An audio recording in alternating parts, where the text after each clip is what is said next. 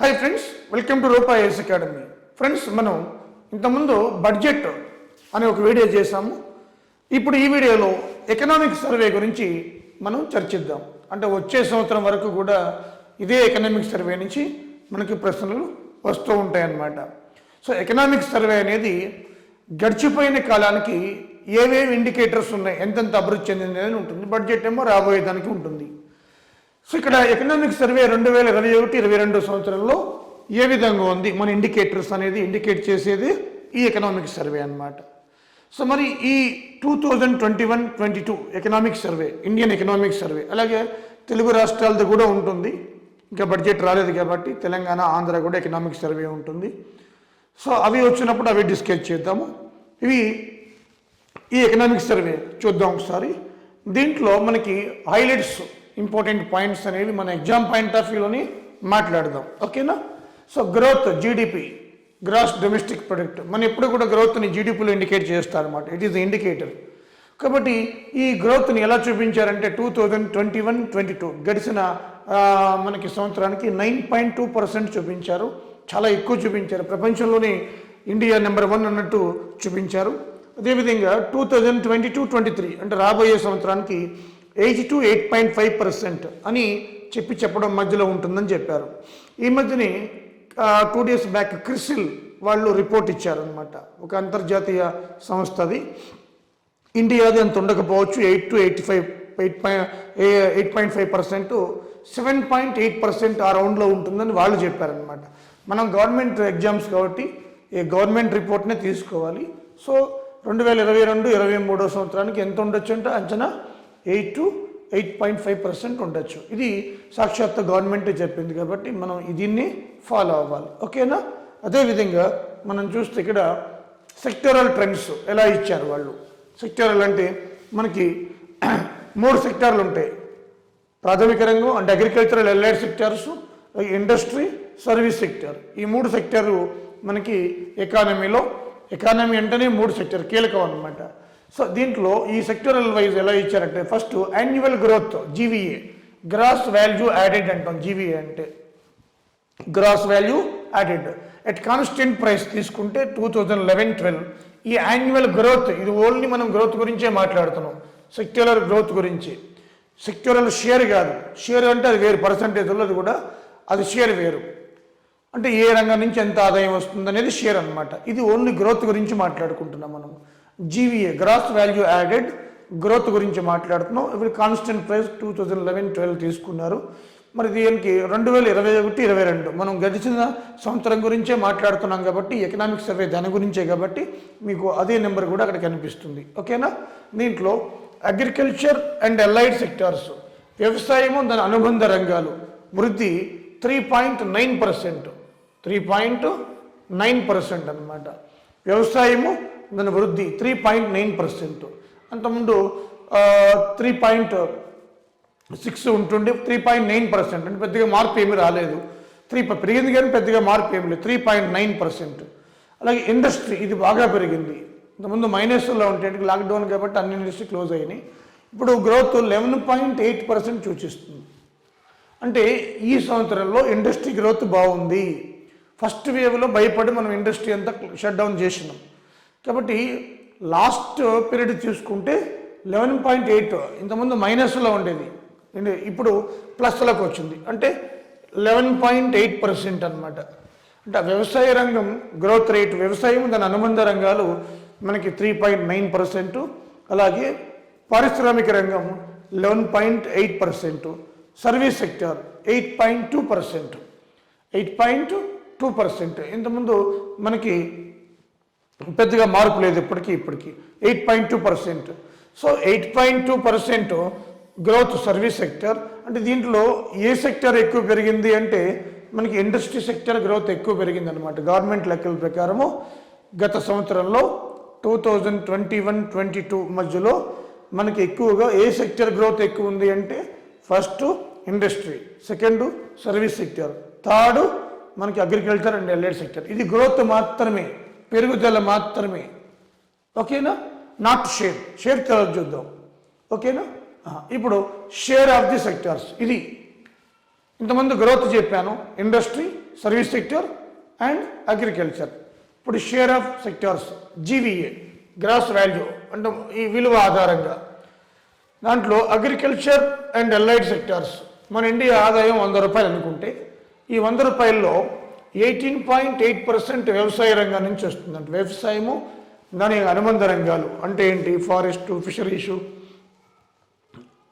ఇవన్నీ ఉంటాయి, పంటలు, పశు సంపద 18.8%. సో వ్యవసాయం నుంచి వచ్చే మనకి ఆదాయం చూస్తే 18.8% అనమాట. అలాగే పరిశ్రమలు ఇండస్ట్రీ 28.2%, ఇండస్ట్రీ 28.2%. సర్వీస్ సెక్టర్ సేవారంగం 53%. ఇప్పుడు మనకి ఆదాయం ఎక్కువ దేని నుంచి వస్తుంది, సేవారంగం నుంచి వస్తుంది అనమాట. 53 రూపాయలు, 100 రూపాయల్లో 53 రూపాయలు ఎక్కడి నుంచి వస్తున్నాయి, మనకి సేవారంగం నుంచి వస్తున్నాయి అన్నమాట. భారతదేశానికి ఎక్కువ ఆదాయం ఎక్కడి నుంచి వస్తుంది అంటే సేవారంగం. కాబట్టి దాని మీద ఎక్కువగా ప్రేమ కనబరుస్తుంది, శ్రద్ధ చూపుతుంది. ముఖ్యంగా ఐటీ అండ్ టెలికమ్యూనికేషన్స్ చూసుకోవచ్చు, ఐటీ ఎక్స్పోర్ట్స్ చూసుకోవచ్చు, ఇవన్నీ కూడా అనమాట. రియల్ ఎస్టేటు ఇవన్నీ దాని కిందకి వస్తాయి అన్నమాట. సో సేవారంగం కింద వస్తాయి 53. తర్వాత ఏముంది, ఇండస్ట్రీ. లాస్ట్లో ఏముంది, అగ్రికల్చర్ ఉందన్నమాట. ఓకే, సో మనకి ఎక్కువ ఉపాధి కల్పించే రంగం ఏది అంటే ఇది అంటే అగ్రికల్చర్ అండ్ అలైడ్ సెక్టార్స్. ఎక్కువ ఉపాధి అంటే ఎంప్లాయ్మెంట్ అనమాట. అలాగే ఎక్కువ డబ్బులు అంటే మనకి వచ్చేది, మనీ ఎక్కువ వచ్చేది ఎక్కడి నుంచి, సర్వీస్ సెక్టర్ నుంచి అనమాట. సో ఎక్కువ మంది ఉపాధి కల్పించే రంగము, ఎక్కువ డబ్బులు వచ్చే రంగము, రెండు కూడా. ఓకే, సో ఇది షేర్ వైజ్. అదేవిధంగా ఈ షేర్ వైజ్ చూసుకుంటే మనకి ఇండస్ట్రీలో మ్యానుఫ్యాక్చరింగ్ అంటే ఇండస్ట్రీ సెక్టర్ అనమాట. ఈ ఇండస్ట్రీ సెక్టారు మనకి ఎక్కువగా సపోర్ట్ చేస్తుంది. 15.4%. ఇండస్ట్రీ సెక్టార్లో 15.4% అంతా కూడా మ్యానుఫ్యాక్చరింగ్గా సపోర్ట్ చేస్తుంది. అలాగే సర్వీస్ సెక్టార్లో రియల్ ఎస్టేట్ ఎక్కువ గ్రోత్ చూపిస్తుంది, సపోర్ట్ చేస్తుంది. సో మ్యానుఫ్యాక్చరింగ్ ఇండస్ట్రీలో, సర్వీస్ సెక్టార్లో రియల్ ఎస్టేట్ ఇవి చాలా ఎక్కువగా గ్రోత్ చూపిస్తున్నాయి అన్నమాట, సపోర్ట్ చేస్తున్నాయి అన్నమాట. సో రియల్ ఎస్టేట్ కూడా ఎక్కువగా బూమింగ్ అన్నమాట. అలాగే గ్రాస్ ఫిక్స్డ్ క్యాపిటల్ ఫార్మేషన్, దీని గురించి చెప్పారు. గ్రాస్ ఫిక్స్డ్ క్యాపిటల్ ఫార్మేషన్ అంటే ఏంటంటే నెట్ ఫిజికల్ అసెట్స్ ఇంక్రీజ్ అన్నమాట. నెట్ ఫిజికల్ అసెట్స్ ఇంక్రీజ్ దాంట్లో ఎంత ఉందంటే 27.1% ఉంది. 27 అంటే మనకి అడిషనల్గా ఆస్తులు క్రియేషన్ అనమాట. సింపుల్ చెప్పాలంటే అదనంగా ఆస్తులు creation. Net physical assets increase అంటే అదనంగా ఆస్తులు క్రియేషన్. అది ఎంత ఉంది అంటే దాన్ని గ్రాస్ ఫిక్స్డ్ క్యాపిటల్ ఫార్మేషన్ అంటాం, 27.1%. అలాగే ఎక్స్పోర్ట్స్ గురించి కూడా చెప్పారు. నేను షార్ట్కట్లో చెప్తున్నానమ్మా. ఎక్స్పోర్ట్స్ మనకి ఫర్ ది ఇయర్ 2021-22కి 20.1% ఉంటే ఇంపోర్ట్స్ 23.1%. అంటే ఎక్స్పోర్ట్స్కి ఇంపోర్ట్స్కి వ్యత్యాసం ఎంత తేడా వస్తుంది అంటే మన ఇంపోర్ట్స్ ఎక్కువ ఉన్నాయి, ఎక్స్పోర్ట్స్ తక్కువ ఉన్నాయి. ఆటోమేటిక్గా మనకి ట్రేడ్ బ్యాలెన్స్ అనేది నెగిటివ్లోకి వెళ్ళిపోతుంది అనమాట. ఓకేనా, సో మన వ్యాపారం అనేది నెగిటివ్లోకి వెళ్ళిపోతుంది. ఇక్కడే తెలిసిపోతుంది ఎక్స్పోర్ట్స్ ఇంపోర్ట్స్ రెండింటి మధ్య తేడా వ్యత్యాసము 3% ఉందని ఈ రిపోర్ట్లో సర్వేలో చెప్తున్నారు. అదేవిధంగా ప్రైవేట్ కన్సెప్షన్ ఇది చూద్దాం. Government consumption, total consumption. Consumption అంటే ఏంటంటే ప్రైవేట్ కన్సెప్షన్ అంటే అదర్ దెన్ గవర్నమెంట్ ప్రైవేట్ వ్యక్తులు మనకి ఖర్చు ఎక్స్పెండిచర్. ఎగ్జాంపుల్ ఇంట్లో ఉండి రెంట్ కట్టినా కూడా అది కూడా ఎక్స్పెండిచర్ అనమాట. పాలు కొన్న ఎక్స్పెండిచరే, వెహికల్ కొన్న ఎక్స్పెండిచర్. దాన్ని ప్రైవేట్ కన్సెప్షన్ అంటాం. దీన్ని ప్రైవేట్ ఎక్స్పెండిచర్ అని కూడా అనొచ్చు. కానీ గవర్నమెంట్ ఈ విధంగా మనకి యూజ్ చేసింది. 58.6% అంటే ప్రైవేట్ వ్యక్తుల ఖర్చే ఎక్కువ అనమాట మన ఇండియాలో గవర్నమెంట్ కంటే. సో ప్రైవేట్ ఎక్స్పెండిచర్ అది ప్రైవేట్ కన్సెప్షన్ 58.6% అనమాట. ఓకేనా, అలాగే గవర్నమెంట్ కన్సెప్షన్ అంటే government expenditure 12.5%. Total expenditure, total consumption 71.1%. 71.1%. ఓకేనా, దీని కన్సెప్షన్ గురించి ఈ విధంగా చెప్పడం జరిగిందనమాట. అలాగే కొన్ని కీ సేఫ్టీ మెజర్స్ గవర్నమెంట్ కోవిడ్-19 మూలంగా తీసుకుంది. కొన్ని స్కీమ్స్ కూడా ప్రవేశపెట్టింది. అది కూడా చాలా ఇంపార్టెంట్ మనకి ఎగ్జామ్ పాయింట్ ఆఫ్ వ్యూలో. కొన్ని స్కీమ్స్ని కూడా ప్రవేశపెట్టడం జరిగిందనమాట. అవేంటో చూద్దాం. ఓకే ఫ్రెండ్స్, మరి ఈ కీ సేఫ్టీ మెజర్స్ కోవిడ్-19 మూలంగా గవర్నమెంట్ ఈ కొన్ని స్కీమ్స్ని కూడా తీసుకొచ్చింది. దాంట్లో భాగంగా క్యాష్ ట్రాన్స్ఫర్స్ నేరుగా మనకి ఈ కోవిడ్ పాండమిక్ సిచ్యువేషన్ మూలంగా నేరుగా జన్ధన్ అకౌంట్ హోల్డర్స్ ఎవరైతే ఉంటారో, జనరల్గా జన్ధన్ అకౌంట్ అనేది మనకి ఆ ఫ్యామిలీ యొక్క హెడ్ మహిళకి ఇస్తారనమాట. అంటే ఫాదర్కి ఎవరు, ఉమెన్కి ఇస్తారు. ఉమెన్ ఎంపవర్మెంట్ కోసం తీసిన జీరో బ్యాలెన్స్ అకౌంట్ని జన్ధన్ అకౌంట్ హోల్డ్ అంటారు. 3 months నెలకి 500 రూపాయలు చెప్పిన 3 × 500 1500 రూపాయలని జన్ధన్ అకౌంట్లో వేశారనమాట ఈ కోవిడ్ పాండమిక్ మూలంగా. అలాగే 1000 రూపాయలు వల్నరబుల్ ఫ్యామిలీస్ అయిన విడో ఉమెన్కి, దివ్యాంగాస్కి, ఎల్డర్లీస్ అంటే బాగా వృద్ధులు ఓల్డ్ ఏజ్ వాళ్ళకి కూడా 1000 రూపాయలు ఇచ్చారనమాట. ఈ కోవిడ్ పాండమిక్ సందర్భంగా గవర్నమెంట్ 1000 రూపీస్ ఇవ్వడం జరిగింది. అలాగే పిఎం కిసాన్ సమ్మాన్ నిధి రైతులకు 3 ఇన్స్టాల్మెంట్లో పెట్టుబడి కోసం రైతులకి 6000 రూపాయలు కూడా ఇవ్వడం జరిగిందనమాట. దాన్ని కిసాన్ సమ్మాన్ నిధి అంటాం. ఇకపోతే ఫుడ్ సెక్యూరిటీ విషయానికి వస్తే ప్రధానమంత్రి గరీబ్ కళ్యాణ్ అన్న యోజన, ఇది 2020 మార్చిలో లాంచ్ చేశారు. ప్రధానమంత్రి గరీబ్ కళ్యాణ్ అన్న యోజన అంటే దీని అర్థం ఏంటి? నేషనల్ ఫుడ్ సెక్యూరిటీ యాక్ట్ ఒకటి తీసుకొచ్చారు 2013లో. దాని ప్రకారము నేషనల్ ఫుడ్ సెక్యూరిటీ యాక్ట్ ప్రకారము అర్బన్ అండ్ రూరల్ ఏరియాల వరకు ఎవరైతే ఆకలితో అలమటిస్తున్నారో వాళ్ళకి మనకి ఫ్రీ ఆఫ్ కాస్ట్ తోటి ఆహార గింజలు ఇస్తారనమాట. అలాగే ఇంకొక ఎక్స్ట్రాగా దాంతో అదే పథకం కింద లబ్ధి పొందిన వాళ్ళు additional free of cost food grains per person 5 kgs per person అనమాట. అడిషనల్ ఫుడ్ గ్రెయిన్స్ అనమాట. ఒక వ్యక్తికి అంటే ఇంట్లో 5 మంది ఉన్నారనుకోండి, అయితే 25 అదనంగా ఇస్తారనమాట. ఫ్రీ ఆఫ్ కాస్ట్ ఇదంతా నేషనల్ ఫుడ్ సెక్యూరిటీ మిషన్లో భాగంగానే ఇవి తీసుకొచ్చారనమాట. So free of cost additional food grains person 5 kgs ఇస్తారనమాట. ఇది పిఎం గరీబ్ కళ్యాణ్ అన్న యోజన పథకంలో భాగంగా. ఓకేనా? సో అదేవిధంగా మనకి 1 నేషన్ 1 రేషన్ కార్డు అంటే ఈ మైగ్రెంట్స్ పేదవాళ్ళు ఎవరైతే కన్స్ట్రక్షన్ ఫీల్డ్లో పనిచేస్తారో వాళ్ళు ఒక రాష్ట్రం నుంచి ఇంకో రాష్ట్రానికి వెళ్తారు కదా, ఆ మైగ్రెంట్స్కి పాపం వాళ్ళకి రేషన్ కార్డు ఎక్కడైనా తీసుకునే వెసులుబాటు ఉంది. 1 నేషన్ 1 రేషన్ కార్డు ఈ సిస్టమ్ని తీసుకొచ్చారనమాట. 1 నేషన్ 1 రేషన్ కార్డు అనమాట. తద్వారా బీహార్ వాళ్ళు హైదరాబాద్లో పనిచేస్తున్నారనుకోండి, సో వాళ్ళు ఇక్కడ కూడా తీసుకోవచ్చు అనమాట. యూపీ వాళ్ళు ఇక్కడ తీసుకోవచ్చు అట్లా. So 1 nation 1 ration card. అలాగే cooking gas cylinders under Ujjwala scheme, under Ujjwala scheme 3 free cylinders, 3 ఫ్రీగా అంటే మనీ పెట్టవసరం లేదు. ఈ స్కీమ్ కింద ఉజ్వాలా స్కీమ్ కింద మనకి ఫ్రీ సిలిండర్స్ ఇస్తారనమాట. అదేవిధంగా మనకి ఎంప్లాయ్మెంట్ ఉపాధి ఏంటి మరి? పిఎం గరీబ్ కళ్యాణ్ రోజ్గార్ యోజన, రోజ్గార్ అభియాన్, పిఎం గరీబ్ కళ్యాణ్ రోజ్గార్ అభియాన్ ఇది కొత్తగా తీసుకొచ్చారు. ఏంటో ఇది చూద్దాం ఒకసారి. Immediate employment for migrant workers. మనం చూసాము ఈ కోవిడ్ సందర్భంగా ఎంతోమంది ఈ ట్రాన్స్పోర్టేషన్ లేక రైలు పట్టాలంటే వెళుతూ అక్కడే పడుకొని నిద్రించి చనిపోయిన వాళ్ళు మనం ఎంతోమంది చూస్తున్నాం. రోడ్ల వెంట వెళుతూ చనిపోయిన వాళ్ళని ఎంతోమంది చూస్తున్నాం. కాబట్టి immediate employment for migrant workers ఎవరైతే వలసలు ఉన్నారో వాళ్ళకి ఎంప్లాయ్మెంట్ కల్పించాలి. ముఖ్యంగా 6 రాష్ట్రాల వాళ్ళకి బీహార్, జార్ఖండ్, మధ్యప్రదేశ్, ఒడిషా, రాజస్థాన్, యూపీ ఈ 6 రాష్ట్రాల నుంచి గవర్నమెంట్ రిపోర్ట్ ప్రకారం ఎక్కువ వలసలు ఉన్నారనమాట. వాళ్ళకి ఉపాధి లైవ్లీహుడ్ ప్రోగ్రామ్ కల్పించారు, ఉపాధి కల్పించాలి. అదే పిఎం గరీబ్ కళ్యాణ్ రోజ్గార్ అభియాన్. ఓకేనా? సో ఇది వాళ్ళకి లబ్ధి చేకూరుతుందన్నమాట. అలాగే Mahatma Gandhi national rural employment guarantee scheme ఇది 2005 యాక్ట్ ప్రకారం మనకి 2006 నుంచి అమల్లోకి వచ్చింది. Came into force 2006. అయితే దీనికి వేజ్ పెంచారనమాట, 20 రూపీస్ పెంచారు. So Mahatma Gandhi national rural employment guarantee scheme కింద ఏం చేసింది గవర్నమెంట్? ఒక 20 రూపాయలు పెంచిందనమాట. సో అదొకటి బెనిఫిట్ చేశారు కోవిడ్ సందర్భంగా. అలాగే ఆత్మనిర్భర భారత్ యోజన ఇది ఎప్పుడో మాట్లాడుతూ ఉంటారు మోడీ గారు, నిర్మలా సీతారామన్ గారు కూడా. ఆత్మనిర్భర్ అంటే ఏంటి?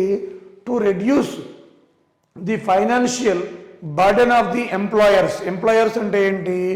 ఉద్యోగాలు ఇచ్చేవారు అనమాట. ఓనర్స్. ఎంప్లాయర్స్ అంటే ఉద్యోగాలు ఇచ్చేవాళ్ళు. అండ్ ఎంకరేజ్ దెమ్ అంటే వీళ్ళని టు హైర్ మోర్ వర్కర్స్. అంటే ఫ్యాక్టరీస్ ఓనర్స్ ఎవరైతే ఉంటారో వాళ్ళు ఎక్కువ మంది వర్కర్స్ని, ఎంప్లాయీస్ని తీసుకునేటట్టు ఎంకరేజ్ చేయడం. సో ఆత్మనిర్భర భారత్ యోజన ఇది దీని యొక్క ఉద్దేశం అనమాట. సో ఇవి చాలా ఇంపార్టెంట్. లేటెస్ట్ కోవిడ్ వచ్చిన తర్వాత ఇవన్నీ వచ్చినాయి కాబట్టి చాలా చాలా మనకి ఇంపార్టెంట్ అనమాట. ఓకేనా? సో ఇక్కడ చూస్తే మనకి చూడండి హౌసింగ్. ఇక హౌసింగ్కి వస్తే PM Awas Yojana Grameen, PM Awas Yojana urban. గ్రామాల్లో 50 లక్షల ఇళ్ళు, అర్బన్లో 30 లక్షల ఇళ్ళు. మొత్తం ఈ స్కీమ్ కింద రాబోయే సంవత్సరంలో 80 లక్షల ఇళ్ళను నిర్మించి ఇవ్వాలనేది ఈ యొక్క వాళ్ళ ఆశయం బడ్జెట్లో. స్కిల్ డెవలప్మెంట్ కోసం దీన్ దయాళ్ ఉపాధ్యాయ గ్రామీణ కౌశల్య యోజన. సో దీన్ దయాళ్ ఉపాధ్యాయ గ్రామీణ కౌశల్ యోజన అంటే self employment for rural youth. వాళ్ళ కాళ్ళ మీద నిలబడేటట్టు కుట్టు మిషన్లు కానీ, ఎలక్ట్రికల్ వర్క్ కానీ, మొబైల్ రిపేరింగ్ కానీ ఇవన్నీ నేర్పిస్తారనమాట. సో అది స్కిల్ డెవలప్మెంట్ ప్రోగ్రామ్. ఓకేనా? అదేవిధంగా మనం చూస్తే MSE ME micro small medium enterprises. ఇది 2006లో తీసుకొచ్చారు యాక్ట్ చట్టాన్ని. కానీ నిర్మలా సీతారామన్ గారు లాస్ట్ ఇయర్ ఈ చట్టాన్ని కొన్ని మార్పులు చేశారు. మరి దీనికి కొన్ని తాయిదాలు కూడా ఇచ్చారు. ఏంటవి? 100% emergency credit line guarantee scheme. ఈ స్కీమ్ కోసం 4.5 lakh crores ఫండ్ని ఏర్పాటు చేశారు. అదేవిధంగా emergency credit line guarantee scheme వీళ్ళకి అంటే కాయిల పడ్డ పరిశ్రమలు, మూతపడ్డవి, కోవిడ్ వేలు ఎఫెక్ట్ అయినవి, అలాగే ఫండ్ ఏర్పాటు చేశారనమాట. క్రెడిట్ గ్యారంటీ స్కీమ్ ఈ బడ్జెట్లో 50,000 మొత్తం 5 లక్షలతోటి ఎంఎస్ఎంఈని కాపాడడానికి రంగం సిద్ధమైందనమాట. ఓకేనా?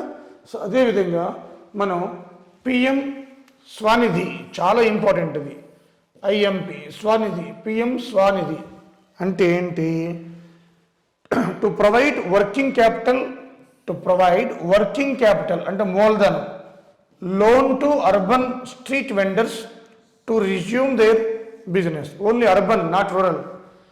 అంటే పట్టణాలలో వీధి వ్యాపారులు ఉంటారు కదా, వాళ్ళకి షూరిటీ లేకుండా లోన్లు ఇవ్వాలన్నమాట. సో ఒక 10,000 ఇచ్చారనుకోండి, వాడు వ్యాపారం చేసుకుంటాడు, ఆ కూరగాయలు ఆకుకూరలు అమ్ముకుంటాడు అనమాట. మళ్ళీ 10,000కి షూరిటీ అవసరం లేదు. సో ఆ విధంగా పిఎం స్వనిధి అనే ఒక ప్రోగ్రామ్ని తీసుకొచ్చారనమాట. ఓకేనా? ఇది కూడా చాలా ఇంపార్టెంట్. అలాగే వ్యాక్సినేషన్ డ్రైవ్. ఇక మనకు తెలుసు వరల్డ్ లార్జెస్ట్ వ్యాక్సినేషన్, ఈ ప్రపంచంలోని వరల్డ్ లార్జెస్ట్ వ్యాక్సినేషన్ డ్రైవ్ మన ఇండియాది. 16th జనవరి 2021లో దీన్ని లాంచ్ చేసాం మనం. ఓకేనా? సో అదొకటి కూడా మెన్షన్ చేశారు. అలాగే ఇండికేటర్స్ కొన్ని ఏంటో చూద్దాం. Gross fiscal deficit as a percentage of GDP. జీడిపిలో స్థూల ద్రవ్య లోటు అనమాట. 2021-22 చూస్తే 10.2% ఉంది జీడిపిలో. నేను మామూలు కాదు, యాన్యువల్గా వేరే, జీడిపిలో ఇది 10.2% ఉందన్నమాట. అదే ఎక్స్టర్నల్ డెప్ట్ అంటే విదేశీ రుణం 20.2% ఉంది విదేశీ రుణం మనకి. అలాగే ఫారెక్స్ రిజర్వ్స్ అంటే విదేశీ మారక నిల్వలు. ఫారెక్స్ రిజర్వ్స్ అంటే విదేశీ మారక. ఎక్స్టర్నల్ డెప్ట్ అంటే విదేశీ రుణం, ఇది విదేశీ రుణం. విదేశీ రుణం అన్నమాట. విదేశీ రుణం ఇది విదేశీ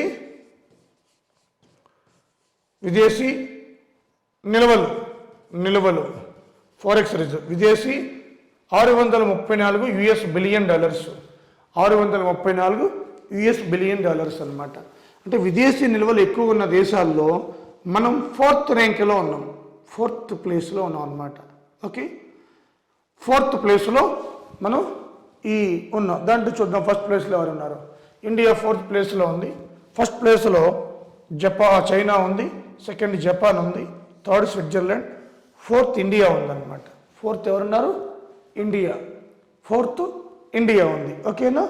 అదేవిధంగా 2020-21 ఐపీఓకి వచ్చిన పరిశ్రమలు అంటే 75 ఈ 75 పరిశ్రమల ద్వారా 89,066 కోట్లు వచ్చిందట.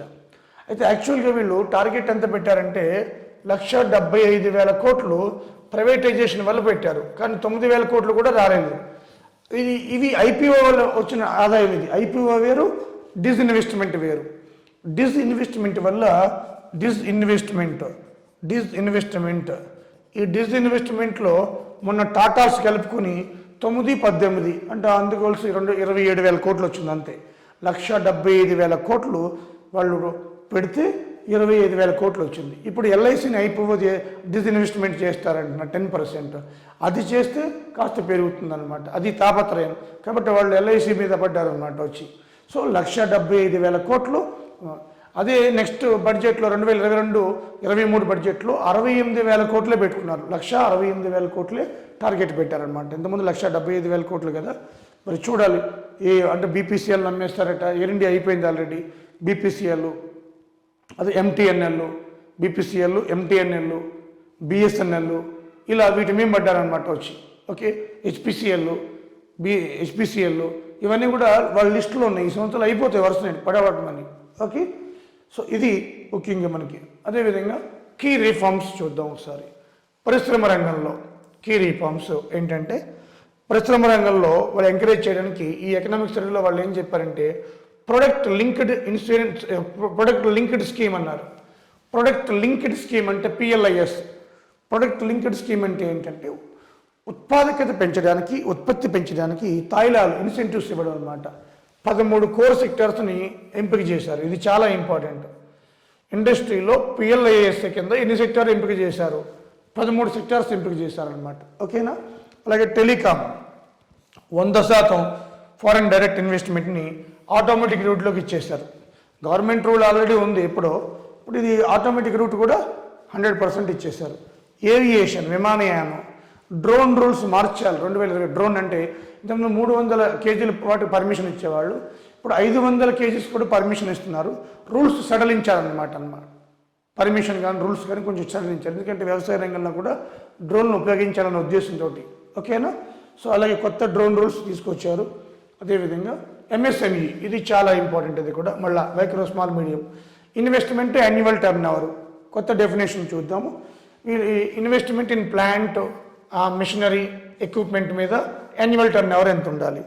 దాంట్లో మనం చూస్తే ఇక్కడ మైక్రో <1 crore ఇన్వెస్ట్మెంట్ ఉండాలా, టర్న్ ఓవర్ మాత్రం <5 crores ఉంటే సరిపోతుంది. అలాగే స్మాల్ <10 crores ఉండాలి, టర్న్ ఓవర్ <50 crores. అలాగే medium <50 crores, turn over 250 crores, <250 crores, అన్నీ దాని. అంటే మైక్రో ఇండస్ట్రీ అని దేని అంటామంటే ₹1,00,00,000 లోపు ఇన్వెస్ట్మెంట్ ఉండాలి. అలాగే 5 కోట్ల లోపు టర్న్ ఓవర్ ఉండాలి. దీన్ని మైక్రో ఇండస్ట్రీ అంటారు. మరి స్మాల్ ఇండస్ట్రీ అని దేనంటారు? ఇన్వెస్ట్మెంట్ బిలో 10 crores ఉండాలి, టర్న్ ఓవర్ 50 కోట్లు ఉండాలి, దాన్ని స్మాల్ ఇండస్ట్రీ. మీడియం ఇండస్ట్రీ అని ఏంటంటారు? ఇన్వెస్ట్మెంట్ బిలో 50 కోట్లు, మరి టర్న్ ఓవర్ 250 కోట్లు తక్కువ ఉండాలి బిలో, ఆ తర్వాత ఉన్నవి లార్జ్వి. సో ఇది డెఫినేషన్ అనమాట ఎంఎస్ఎంఈకి. పక్క క్వశ్చన్ గ్రూప్స్లో ఇది, దాంట్లో తిరిగేలేదు ఈ సంవత్సరం. ఓకేనా. వెరీ వెరీ ఇంపార్టెంట్ ఇది. అదేవిధంగా మనం చూద్దాం డిస్ఇన్వెస్ట్మెంట్లోకి ఇప్పుడే చెప్పారు మీకు. ఏకంగా disinvestment public sector asset management DIPAM అంటాం. దీన్ని క్రియేట్ చేశారు, దీపంని. Disinvestment of public sector asset management DIPAM అంటాం. దీపం ఇది అబ్రివేషన్ కూడా ఇస్తాడు. దీని ఆధ్వర్యంలో disinvestment public sector asset management DIPAM. ఇక డిస్ఇన్వెస్ట్మెంట్ స్టార్ట్ అయ్యింది. LIC, BSNL, MTNL, HPCL, BPCL, ఇవి అన్నీ కూడా స్టార్ట్ అయినాయి అన్నమాట. అలాగే దీంట్లో భాగంగానే national monetisation pipe line programme పెట్టారు. అంటే ప్రభుత్వ ఆస్తులు ప్రైవేట్ వాళ్ళకి ఇచ్చి వాళ్ళు కాపాడతారట. అది 6 లక్షల కోట్లు గెస్ట్ చేస్తున్నారు వస్తుందని 2024-25కి. ఇదంతా కూడా సామాజిక రంగంలో మళ్ళీ ఇస్తారట, సోషల్ సెక్టర్లోకి మళ్ళీ ఇస్తారట. So national monetisation pipe line. Okay. అలాగే డిఫెన్స్ మనం చూస్తే అంటే డిఫెన్స్ రంగంలో ఎఫ్డిఐ 74% ఆటోమేటిక్ రూట్, 100% గవర్నమెంట్ రోడ్కి ఇచ్చేస్తారు. అంటే మనకు కావాల్సిన డిఫెన్స్ ఉత్పత్తులన్నీ కూడా మెజారిటీ మనం ఇక్కడే తయారు చేసుకోవాలి ఇండియాలో, విదేశాల నుంచి తగ్గియాలన్నమాట. డిఫెన్స్లో ఆటోమేటిక్ రూట్ ఎంత? 74% ఎఫ్డిఏ, ఫారెన్ డైరెక్ట్ ఇన్వెస్ట్మెంట్. మరి గవర్నమెంట్ రూటు 100% ఇచ్చేశారు, ఈ గవర్నమెంట్ రూట్ నేరుగా. ఓకేనా? సో ఇదే విధంగా ఫిజికల్ ఇండికేటర్స్ చూద్దాం. 2021-22కి మనకి physical deficit 6.8, revenue deficit 5.1, primary deficit 3.1. ఇది మన ఎకనామిక్ సర్వేలో చెప్పారనమాట. ఓకేనా? ఇవి ఇండికేటర్స్ చాలా ఇంపార్టెంట్ అమ్మా, కంపల్సరీ నేర్చుకోవాలి. ఓకే, అదేవిధంగా మనకి చూద్దాం ఒకసారి. ఇప్పుడు ట్యాక్స్ చూద్దాం. ట్యాక్స్ సంబంధించి వీళ్ళు ఏం చెప్పారంటే 50% డైరెక్ట్ ట్యాక్స్ నుంచి వస్తుంది, 50% ఇండైరెక్ట్ ట్యాక్స్ నుంచి, అంటే 50-50 సరిపోయింది ఇప్పుడు. So 50% direct tax, 50% indirect tax అనమాట. ఈ ట్యాక్స్ సంబంధించి 29% జిఎస్టీ, 25% కార్పొరేషన్, 25% మనకి ఇన్కమ్ ట్యాక్స్, అలాగే 15% యూనియన్ ఎక్సైజ్, అలాగే 6% కస్టమ్స్. అంటే అదర్ దాన్ జిఎస్టీ ఎక్కువ ట్యాక్స్ వచ్చేది 2019 నుంచి మనకి కార్పొరేషన్ ట్యాక్స్, ఆ తర్వాత ఇన్కమ్ ట్యాక్స్, ఆ తర్వాత యూనియన్ ఎక్సైజ్, తర్వాత కస్టమ్స్. ఇది సీరియల్ ఎక్కువ వచ్చేదంటే అలాగే జిఎస్టీనే, ఎక్కడ చూసినా జిఎస్టీ కాబట్టి, అది ఇంటిగ్రేటెడ్ ట్యాక్స్ కాబట్టి, సో జిఎస్టీ. ఓకేనా? ఇది మనకి ట్యాక్స్ సంబంధించి. అలాగే డెప్ట్ పొజిషన్, సెంట్రల్ గవర్నమెంట్ రుణం ఎలా ఉంది? పబ్లిక్ డెప్ట్ అంటే ప్రజా రుణం 105.24 lakh crores 2020-21కి ప్రజా రుణం మొత్తం 105.24 lakh crores. అలాగే ఇంటర్నల్ డెప్ట్ అంటే దేశీయ రుణం, ఇదే ఎక్కువ ఉంటుంది జనరల్గా. దాంట్లో మార్కెట్, నాన్ మార్కెట్ అని ఉంటాయి అన్నమాట. సో 99.09 lakh crores అనమాట, lakh crores, లక్షల కోట్లు. అలాగే ఎక్స్టర్నల్ డెప్ట్ తక్కువ ఉంటుంది, 6.15 lakh crores, 6.15 lakh crores అనమాట. అంటే మనకి ఏ రుణం ఎక్కువ ఉంది అంటే ఇంటర్నల్ డెప్ట్, ఎక్స్టర్నల్ డెప్ట్ 6.15 lakh crores. ఓకేనా? ఇవి మనకి రుణాలకు సంబంధించింది ఫ్రెండ్స్. ఇంకా ఈ ఎకనామిక్ సర్వేలో చాలా ఉన్నాయమ్మా. ఎక్స్పోర్ట్స్, ఇంపోర్ట్స్, ట్రేడ్ ఎలా ఉంది, వ్యవసాయ రంగం, పారిశ్రామిక రంగం గ్రోత్ ఎలా ఉంది, సస్టైనబుల్ డెవలప్మెంట్, ఇవన్నీ కూడా అవి మనకి పార్ట్ 2లో చెప్తాను మీకు. ఓకేనా? ఇది పార్ట్ 1 అన్నమాట ఫ్రెండ్స్. మరి ఈ వీడియోని మీ అందరికీ కూడా మీ ఫ్రెండ్స్ అందరికీ షేర్ చేయండి. ఎగ్జామ్ పాయింట్ ఆఫ్ వ్యూలో డైరెక్ట్గా చెప్పాను మీకు, ఇది చెత్తంతా తీసేసి. సో అదేవిధంగా తెలంగాణలో గత 3-4 డేస్ నుంచి కూడా న్యూస్, సీఎం కేసీఆర్ గారు మీకు మార్చి నెలలో నోటిఫికేషన్లు వస్తాయని చెప్పడం జరిగారు. ఈ మంత్ ఎండింగ్ ఆర్ మార్చి నెలలో కూడా. సో జోనల్లో అడ్జస్ట్మెంట్స్ అన్ని కూడా ఫైనలైజ్ అయిపోతున్నాయి అన్నమాట. సో కాబట్టి ఇప్పటి నుంచే మీరు ఈ యొక్క టెన్షన్ పడకుండా స్లోగా, నిదానంగా అన్ని వీడియోస్ చూసుకుంటూ, ప్రతి వీడియో మిస్ అవ్వకుండా మన వీడియోస్ ఏవైతే ఉన్నాయో అవన్నీ కూడా కరెంట్ అఫైర్స్ కావచ్చు, ఇలాంటి స్పెషల్ వీడియోస్ కావచ్చు, మీ మిత్రులకు కూడా పంపించండి. అదేవిధంగా ఈ రూపా ఐఏఎస్ అకాడమీ ఈ సబ్స్క్రైబ్ చేసుకోండి యూట్యూబ్ ఛానల్ని. ఎందుకంటే చూశారు కదా ఇలాంటి వీడియోస్ ఎన్నో అద్భుతమైనవి, మీకు ఉపయోగపడేవి ఎన్నో వస్తూ ఉంటాయి. So thank you friends, thank you very much.